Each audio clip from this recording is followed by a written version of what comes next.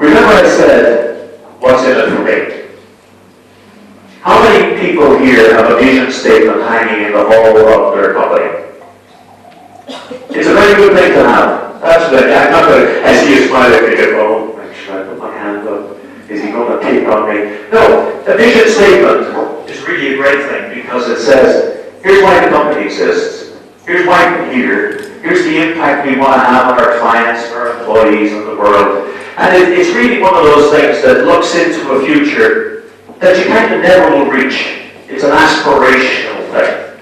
And it gives the organization and the senior management a framework inside which they build a strategy for each year that goes along. Now, as you walk into work and you walk past that mission statement, I would imagine that nobody, yourself or anybody else, walks in feeling a little bit tired down and looks at the vision statement, I feel so much better now. I'm ready to give an extra 15-20% because we don't care. We care about what's in it for me. If you want to engage somebody, you have to show them what it is they will get from helping you achieve what you want to get. In other words, if you can show them how your vision will help them achieve their vision, now they're engaged. If you can show somebody how working with you and helping you to achieve your goals will help them to achieve their career goals or their educational goals or their life goals, now you've got them. And the only way a leader can do that is by knowing the people that work for them better than they know themselves. As Martin said, has to know them from the inside out. Has to know them inside out. You have to know to do that. What are their strengths? Just forget about the weaknesses. Don't waste your time on them. Just figure out how are you going to make better use of their strengths. And you know what happens? When you do that, they walk this call. Now they're positive, now they're inspired. What are the development needs? What can I do to make those strengths even better? You need to know them inside out. And here's the objection I get from leaders. Oh, but Deiric, I have 15 people working for me. I can't know them all that well. Well, if you don't want to engage them, that's okay. But if you want to engage them, this is the cost. Now, in the book, there's a gentleman whose name evades me right now. There it is again. He founded JetBlue Airlines in the United States.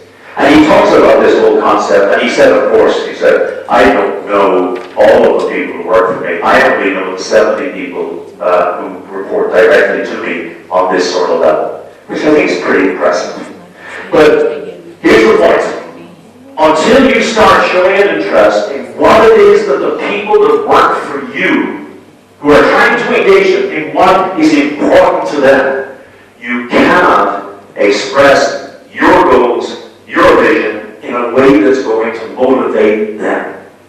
They have to see that when they travel with you towards your vision, towards your goals, you help them achieve theirs. And I talked about that in the book a little bit. And this is turning into the Martins and Deiric show because I noticed they said, I think you said this morning, something along the lines of, you can't create enthusiasm in somebody. Emotions are passed from one person to another. And who is the alpha transmitter of emotions in the workplace? The boss. If she's in a bad mood, we're all in a bad mood. If she's negative, we're all negative. If she's enthusiastic and energetic, we're more likely to be enthusiastic and energetic. That means that the day you pick up a card that says leader, manager, supervisor, you no longer have an option. Enthusiasm is not optional.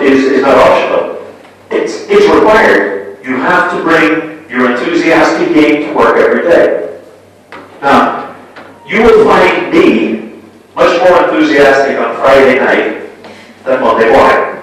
And really, I'm full of energy on Friday night. Monday mornings are more difficult. But you know, because you know, when you know the impact that you have on the people that work for you, means that if you are determined to lead them and positively engage them, you have to figure out a way to dig down into yourself and find that enthusiastic self. And put on what the people in the United States would call in baseball your game face. And I talk a little bit about that. I'm not talking about faking it, I'm talking about finding it. Because your enthusiasm, if it's there, is always there. Just sometimes there are a few layers on top of it. Now, when is it not there? It's not there if you don't do your job. If you go to a job every day that you hate, forget it. You can't be enthusiastic, you can't be positive, you can't be upbeat, and people will smell it off you. And it doesn't matter how much smiling you do, it doesn't matter how much faking you do, they know. It means that we, in our business, our profession, we have a huge responsibility. We have to fit people into jobs, like I said earlier, where they're qualified, where they have a mental style that they can deal with it, where they have a personality that fits, and where they are doing work that they genuinely want to do. Now there's a chance to be enthusiastic. And if you, or one of your leaders, is in a job that feels like, oh my God, I hate my life. Because, let's face it, if you hate your job, you hate your life, it's most of your life. It'll get there eventually. But if you're in a job like that, the hell not. They don't deserve it. Take it somewhere else. Go somewhere you can be enthusiastic.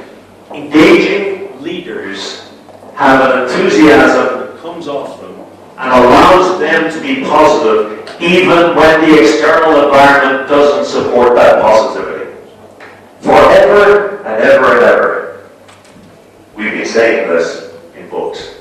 It's saying give people recognition for the good work they do. And the first management book I read, or leadership book I read, said recognition is critically important. Let me explain to you why it's important. Because we get told that all the time. But let me tell you why it works. There are two reasons. One of them is a chemical reason. Physiologically. When somebody says to you, Armina, you did a fantastic job, you produced results that were really wonderful, and here's the reason I say that. And they give you good evidence for what you're saying. Into your brain you get a squirt of dopamine. Dopamine is the chemical, the hormone, that comes from eating chocolate, from sex, from did you ever hear of the athlete or runner's high? You know when you run. How many people jog or do vigorous exercise? So you know that feeling, that fantastic feeling at the end. That's dopamine. And my father, who believes he is because he's 82, he thinks he is the fountain of all wisdom, actually believes there's a different reason for feeling that runner's high. And he will always tell you that running or vigorous exercise is like banging your head off the wall. He says it feels much better when you stop. And when you stop, you just feel, oh my God, it's great. But the research actually says dopamine. So imagine, when you give somebody recognition for a job well done, you actually physiologically affect them.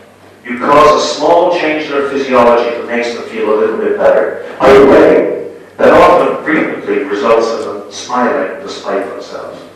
And when they smile, you can't help it. You smile, you see good. I smile, you smile. And you know what happens when you smile? You get a little injection of dopamine, and you smile again, and suddenly everybody's having a big smile marathon. But when you give somebody recognition, but here's the critical thing. It must be real. It can't be, you're a great girl, and I've always said that. Because we know that's not real. That causes nothing. It doesn't cause the warm glow. You've got to give evidence. You've got to tell them what it is you're praising, why you're praising it, why it was valuable. Now, I am really, really busy. So I take a very simple approach to this, and I talk about it in the book. Every day, I get a little reminder pops up on my window, and it says, tell somebody they've done a good job.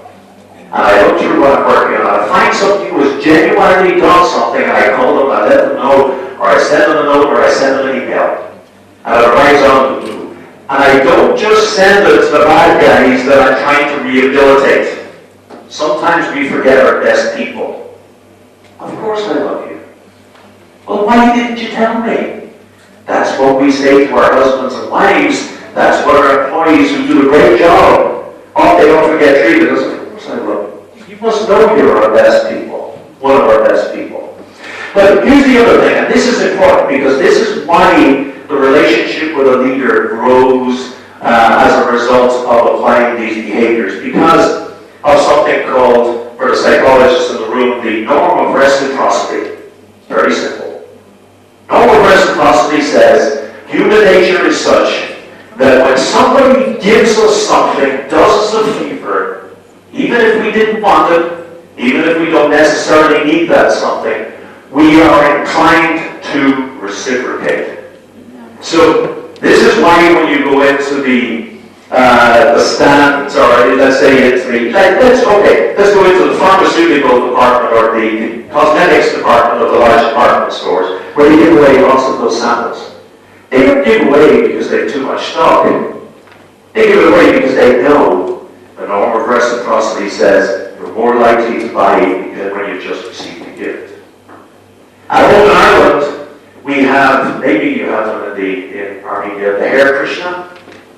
You know the Hare Krishna, maybe? Yeah? And they give you books. Books you'll never read. Good Lord. They question them upon you, they insist. And when they're in your hand, you're going into your bag, and they're free. As you walk away, they say, would you care to make a donation? The book is free, but would you care to make a donation? And what do you find yourself doing? Oh yeah, sure. And you're walking away, and you're like, hang on, I just gave them money for a free book. The norm of reciprocity. When you give somebody the gift of enthusiasm, when you give somebody the gift of recognition, when you listen to them, when you do anything for them that makes them feel a little bit better, they want to reciprocate. They want to return the favor. When you work with a leader who makes you feel better than any other leader, what do? You tend to give her more of yourself. That's why this works. That's why some leaders engage and others don't. Because the ones that engage instinctively expect this response. So recognition and recognizing people is critically important. And it doesn't have to be fancy. It can be very simple. It can be as simple as, that was a great job you did on this and this and this, and the reason I say that is, and the gold standard, the primo number one 25-year-old brandy version of recognition is recognition in front of a group of peers. Making somebody stand up and take a round of applause for a job well done. You're flooding them with dopamine. And it costs nothing.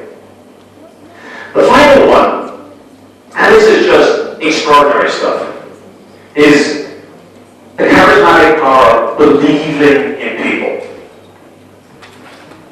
Lots of studies have been done. In 1932, Dale Carnegie wrote a book which has become, behind the Bible, the second most successful book ever written. It was called How to Win Friends and Influence People.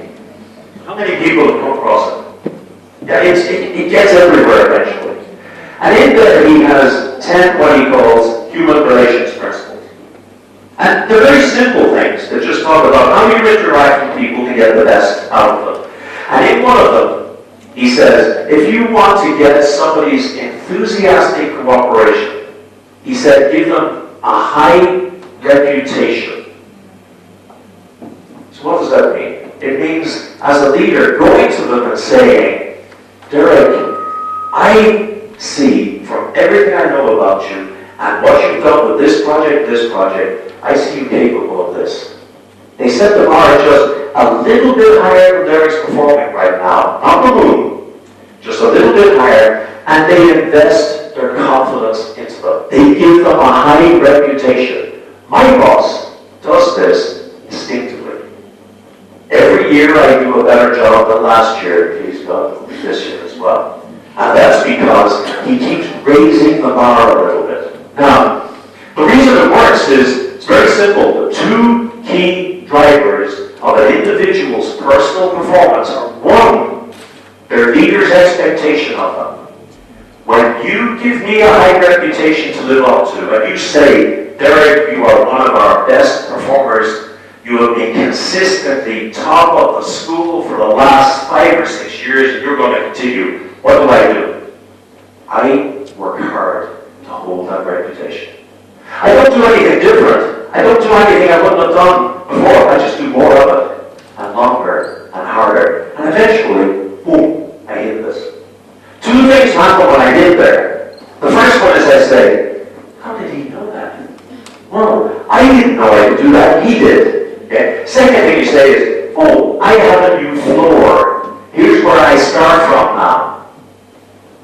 And what a clever leader then does is they raise the bar again. Because they know that when they've raised you up to there, you now say, oh, I'm capable of much more. And when they raise the bar, you keep going, going, going. Great, engaging leaders know you so well, know the people that work for them so well, that they're able to set that bar just high enough that they have to stretch and achieve.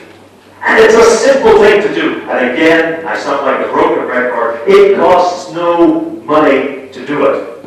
Simple, straightforward. You just have to be motivated to do it. And if you don't know how to do it, have I lost it? Am I gone?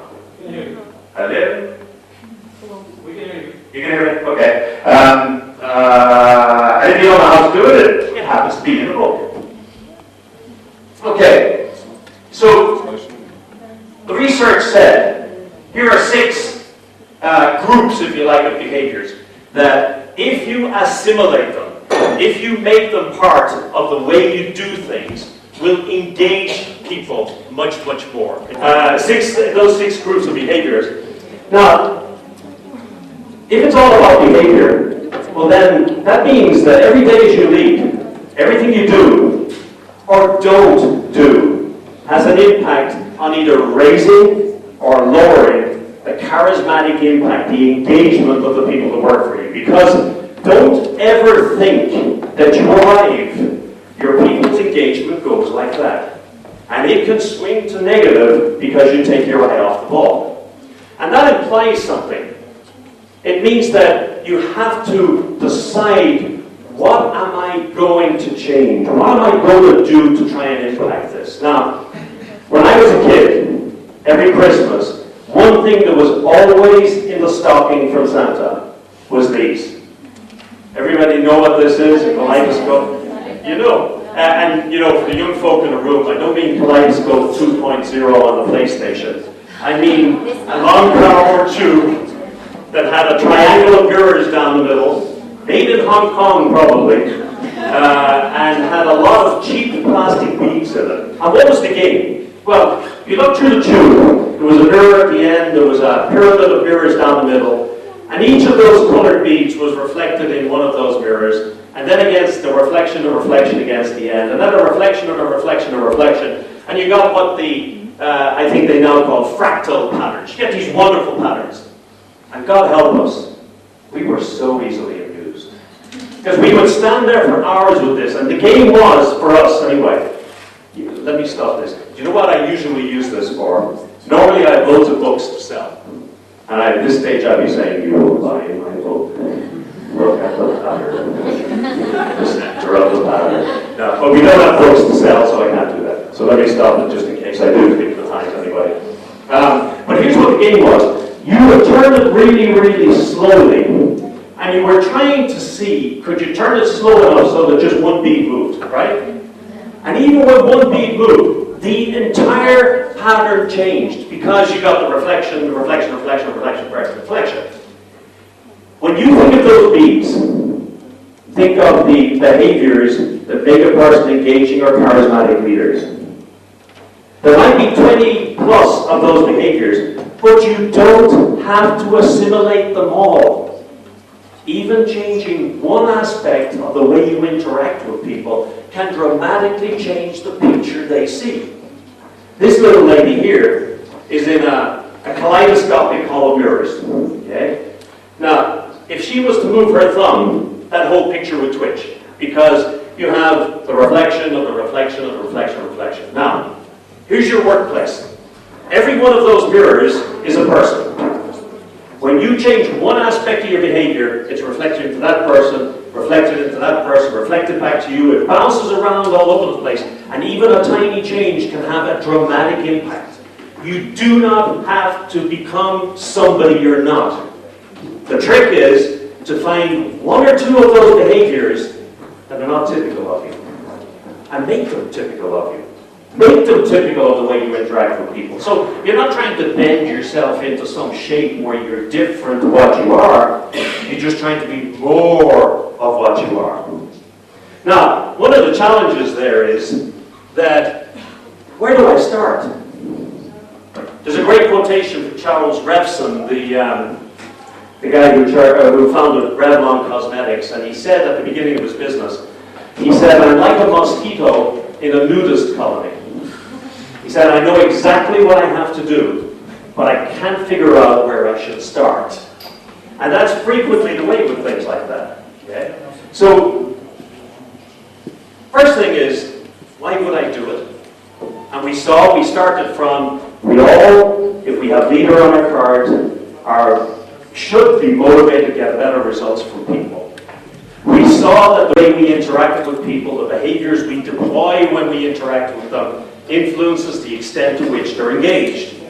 We saw that engaged people produce better results.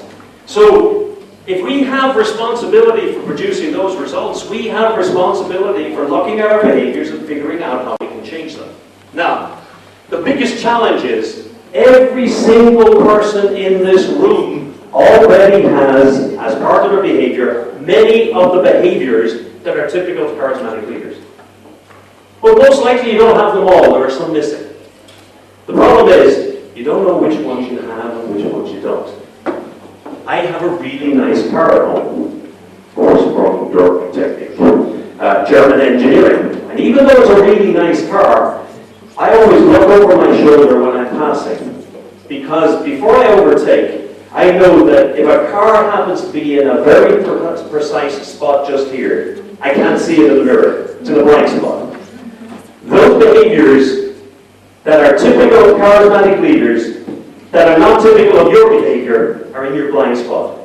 The only way you can see them is if you measure them. Deming said you cannot manage what you cannot measure.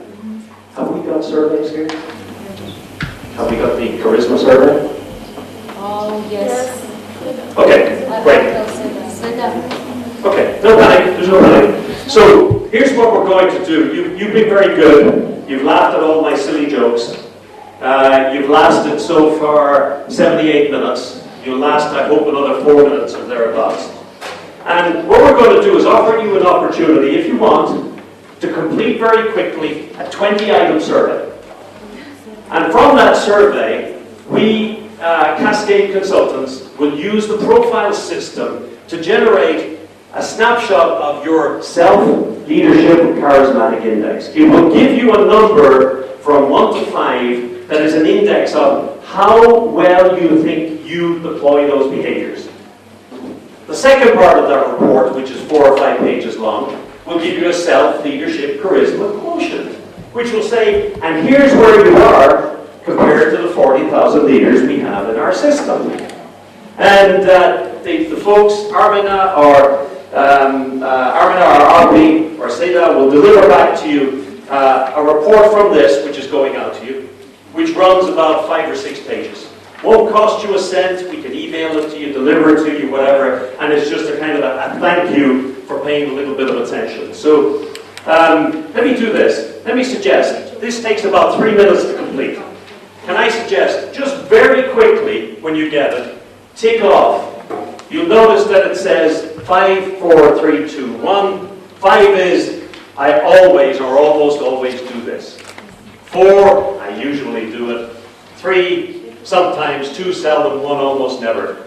Don't try to overthink it. Just put in what seems right. Put in the instinctive answer. Put your name and your email on it, and the folks in Cascade will process it for you, produce that report for you, and deliver it back to you. So, the report, when it comes back, will tell you, 1, about the research, 2, about where you score, and then it will give you 2 or 3 pages of suggestions on how you can raise your own charismatic or engaging impact upon other people. So I have about 2 or 3 minutes of finishing comments before I go. So When you're finished completing that, you just look up and I'll finish. So when you're finished, you just look up and I'll know you're done and I'll move on.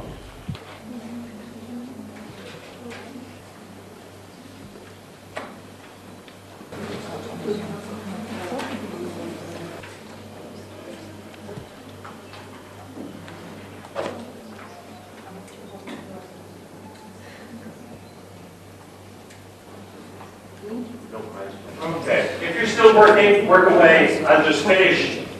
In fact, let me finish with a story. Two little boys went to the cinema to see a cowboy movie, you know, a Western movie.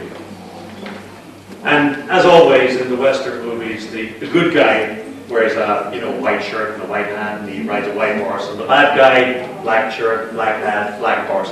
And at the end, as always, the good guy and the bad guy are in some kind of interaction. And in this particular one, the two horses are riding towards a cliff. The guys don't know there's a cliff, but the good guy is chasing after the bad guy. And the William Tell overture is playing, and you got the and they're charging, and they can't see the cliff. And there's great excitement, and all the kids are, what's going to happen? Is the good guy going to go over? Is the bad guy going to go over? Are the two of them going to go over? And one little guy turns to the other and he says, I bet you my popcorn, the bad guy doesn't go over. He says, deal, shakes his hand. 2 seconds later, the bad guy goes straight over the edge of the cliff, and the good guy rides off into the sunset to some nice music. And the little kid turns to his friend and he hands him the popcorn with a very sad face, and he said, here you go. He said, no, he said, I can't take the popcorn. I saw the movie before. He said, yeah, but I saw the movie before as well. I just didn't think he'd be stupid enough to do it a second time. And the Americans, they define insanity as doing the same thing over and over again and thinking you're going to get a different result. There's an insanity in our leaders and our management in that we frequently get so busy that we keep doing the same thing over and over again and we hope we'll get a different result. If anything I've said today got your attention, and by the way, we're giving you copies probably online of the slides so you can bring them back and show them to people if you want to. If anything got you thinking, oh, I know some people in my organization who could do with that, you really should talk to the ladies. They can show you how this is done. Because keeping doing the same thing will keep getting the same results. So that just brings me to within a couple of minutes of where I was, or where I should be time-wise, and it leads me to ask, and here's a clever question. Dale Carnegie taught me how to ask this question. At the end of a presentation, never ask, are there any questions? Because there never are, except in America. Americans like to talk. Any Americans in the room? Okay, how many people have I insulted? Because Americans like to talk and they like to ask questions. Irish people will just sit like that. So here's what the question is who has the first question? And then when you get nothing after 10 seconds, you say, I'm trained to wait. I do have a question. Yes, great. Thank you. It was very interesting. The question I have is about the self-evaluation, because the questionnaire, actually, most of the people, they think they're doing something right. So how fair is the result? Because I can consider myself a great communicator, but by opinion of others, I am actually not. Yep. So what the results we will get at this point is just my point of view on myself, but that has nothing to do with reality probably. So how do we do to make it as accurate as possible? There's only one way. Listen to others? Stop taking my line. No, I mean, that's exactly right. And one of the comments I always make when I'm delivering these back, I'll say to people, now, that is an accurate assessment of your leadership charisma index to the extent that you are aware of what you're doing, aware of the impact it has on people, and prepared to be honest in putting it down. Because you look around this table, as you're sitting here like this, it's like being back in school, isn't it? And you kind of want to put down answers that are socially desirable. So we won't really give many ones and twos, maybe one or two just to tokens and so on. So at that stage, I would say exactly to you what you said to me a moment ago. It's a question of saying now, okay, how accurate is that? And the only way to get the accuracy is get those same questions answered through the eyes of the people that work for you. That's the only way. Go. One more question. I would like to touch the emotional intelligence part right now, and I'm interested in your opinion. Usually, the first step in the emotional intelligence process in the company is to sit down a group, and everybody actually shares feedback, and the other person has no right to neglect it or say anything in defense. You just have to accept the opinion. My question is, do you think it's possible that after they leave the room, there is no, how can I say, bad attitude toward the person who was describing me not so well? In the room, I can positively add to that and I cannot show it, but when we're out of there, how do we control the process afterwards so they don't kill each other?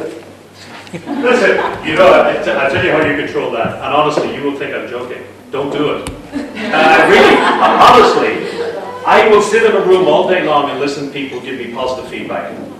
I'll even listen to them giving me a little bit of constructive feedback about things, but give me negative feedback. You're no longer my best friend, and I'm not talking to you anymore. And so, yeah, it will have that impact, and I think you're right. You walk out of that room, and you can't help, we're human, you can't help but carry a certain amount of that with you. Now, so what we do it, is we do it anonymously and confidentially. So the people who feed back on you, you don't know what, who said what, we get multiples. Go. Just one more little thing. Go on. Also, I have heard from the Mercedes-Benz HR director that they have 360-degree evaluation, and what they do is they put it on the board, and actually there's like the big chart, and the person goes and puts a sticker where he thinks the manager's attitude is, and actually manager sits there and looks at the team doing that. So I guess that in some countries and some organizations that does work, because they've been doing it for many years. Maybe it's the attitude issue or the culture. Yeah. See, You must be inside you probably get into a great argument here, but I would say you're doing it. I would question whether it works in the sense of getting the results they want. I really would, and because there's too much emotion built up in who we are and what we are and so on. You know, and to give somebody.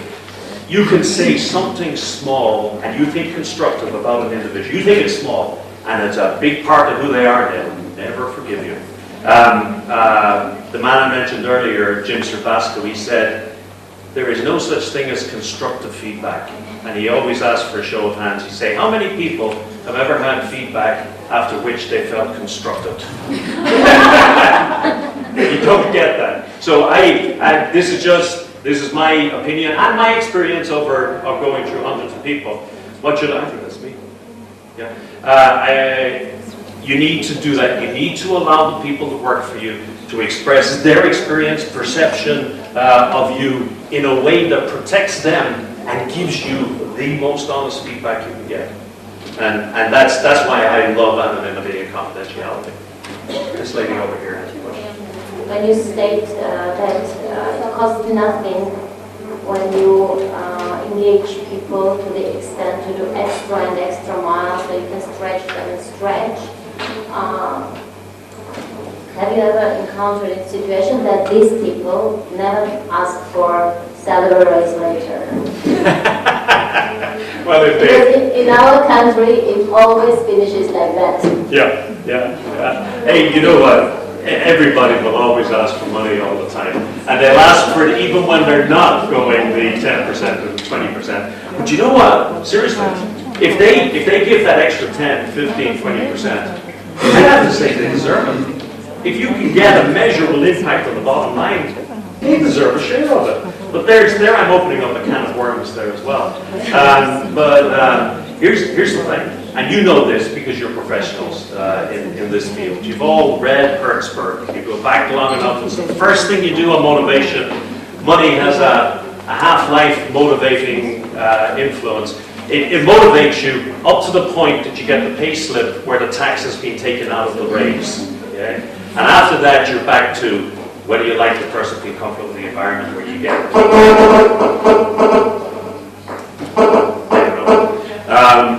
So I think money is important, but you can get people engaged in environments where the money is just not there. And it's entirely possible if there is a real attempt to engage people, involve people, and grow them. Here's one final thing I'd just say. Every single one of us in this room, whether you consciously think of it or not, I'm brand Deiric McCann. And I'm thinking of Deiric McCann as a brand that can be sold in the next job I go to. And so I'm thinking at this point in time always of how much am I earning now, but I'm also thinking how much will I be worth in the future. And if you, even if you're not giving me the money now, if you're giving me something that's going to have greater value later, well then that again feeds me. Thank you very much for an interesting presentation. I actually teach management, so it was kind of a resume, a chapter of leadership. Mine is the Irish jokes, which I appreciate. I have a quick question in terms of engagement. Do you think delegation and empowerment can be tied also to engage people? Because, like you say, number one is not always the money. It's actually more challenging, rewarding tasks that people need before. And sometimes as leaders, we think of how much can we delegate because we think that no one else can do better than we do. So there is a resistance, but do you think that we could tie to effective performance appraisal methods by delegating more and empowering others? Yeah, in fact, your timing is absolutely perfect on that question, because if you look at, if I'm thinking about where am I going next, and anybody who has someone working for them who thinks that they're not thinking where am I going next, they're deluded. And if you're not getting money in that situation, but your boss is taking the attitude that she is going to make you her, she is going to skill you up that way by delegating to you, I think absolutely. That is a highly engaging act. And more than that, particularly from the point of view of leaders, and there are so many of them, or managers particularly, that's my time out. But managers, particularly, who think they can do everything, they usually tend to be very, very tired, very, very stressed, very, very run down. So you can kill two birds with one stone. One, motivate somebody and engage them more, and two, relieve some of that workload. The biggest challenge is, we find in our business, is that most managers have too little confidence in their own abilities to hire somebody who is not a weaker strain of themselves. And if they do hire somebody who's a stronger strain, they're certainly not going to let them learn everything about their job, because there's this thing that says, oh, he'll steal my job from me. And there's nothing further from the truth. Because if you take somebody in and you make them a hero and you make them productive, you're now somebody who can make it happen. So anyway, yes, I do. I think delegation is tremendously important. We talk about that in developing people in there as well. So I took exactly my 90 minutes, and now I'm 2 minutes over. So I thank you very much. Thanks for laughing at the Irish jokes, and thank you for the questions at the end. They don't always come, even though I'm trained to wait. Thank you very much.